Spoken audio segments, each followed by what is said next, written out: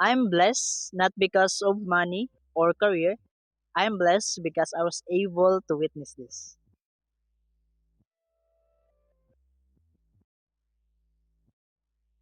Mother Nature, green space, or third places. Third places like this can be seen in the city like public park, but it's too small. The big green spaces in the city are like this. Madaming tao hindi komportable sa mga public park because maliit ito, crowded, and mainit pa. Because trees in park are not enough to absorb heat. That's why people prefer malls. That's why million of people pupunta sa mall.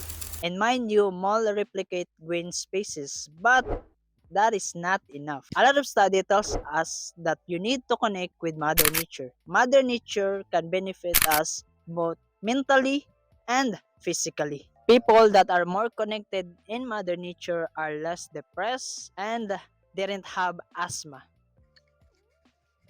Now, if you feel depressed, just look at the sky. Maybe you feel better.